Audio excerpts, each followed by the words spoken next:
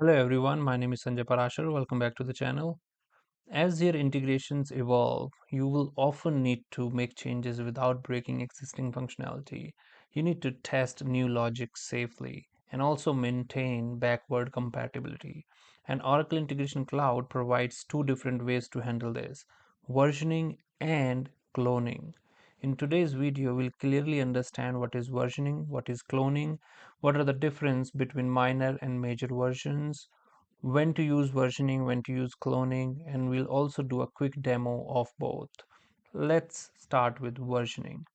Versioning allows you to create a new version of the same integration while keeping the existing version's definition intact.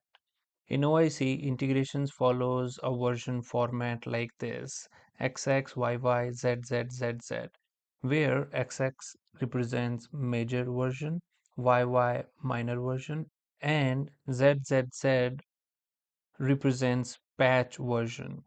So let's talk about minor version first.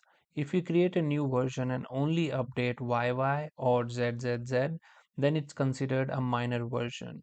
And for minor version, only one version can be in active state at one time.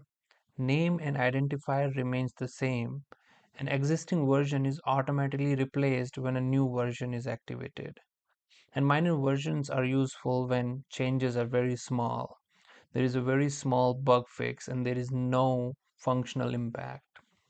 If you create a new version and update XX or first two digits, then it is considered a major version. For major versions, both versions can remain active at the same time. Name and identifier remains the same, only the major version number changes, and each major version is treated as a separate runtime endpoint.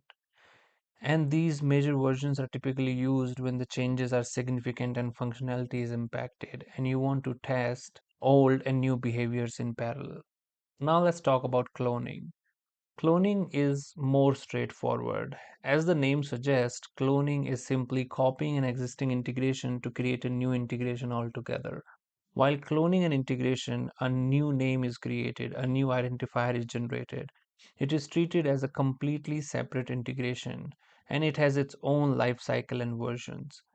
Cloning is commonly used when you want to reuse existing integration logic, or you want parallel integrations with similar behaviors.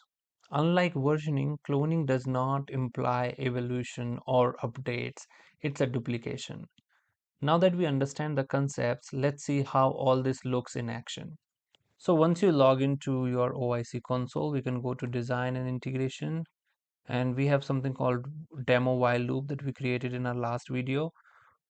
We can do the versioning and cloning of this integration. So here we'll click on this three dots, and here we can see an option called create new version.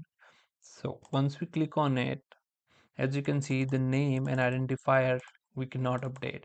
We can only update this version. First two digits are major, the next two are minor, and these four are for patch. So let's say if I just update a patch, for example, I give it as uh, 0001 and I create a version, it will be considered as a minor version. So let's just do that. And when I do it, you'll notice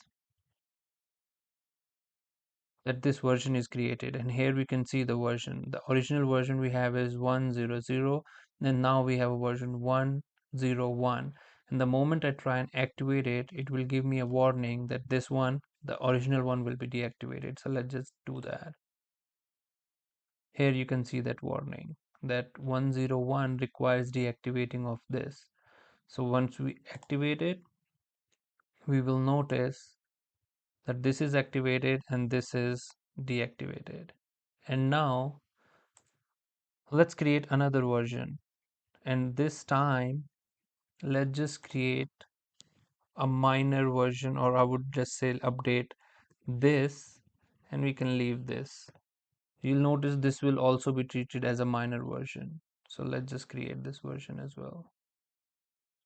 Now as you can see, 110 is also a minor version, and to test it, let me just activate this, and now it is saying this 1.1 requires deactivating 101.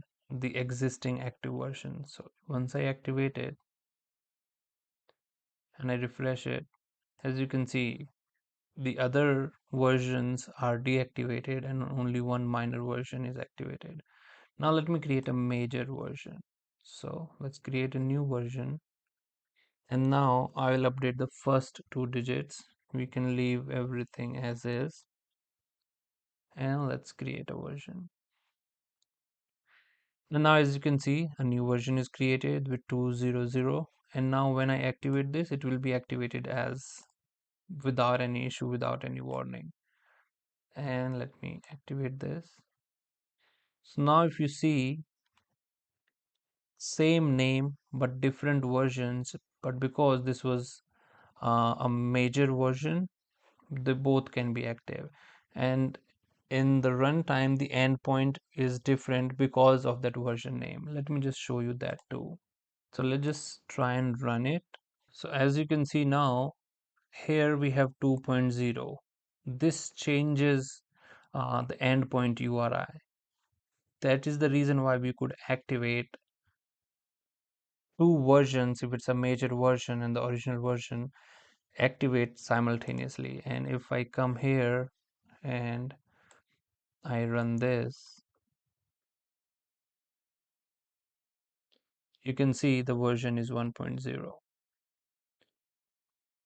So that's how the versioning works. Now let's see how cloning works. So this major version, let me click here, and you can see an option here called clone. Once I click on it, as you can see, it gives me an option to change the name identifier or version. So this is treating it as a new integration altogether.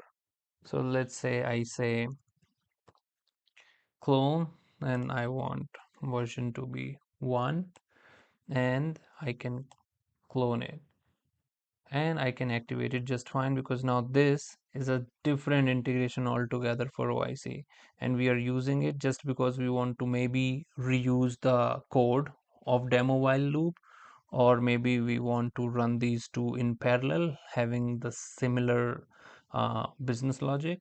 So if I activate it, it will work just fine.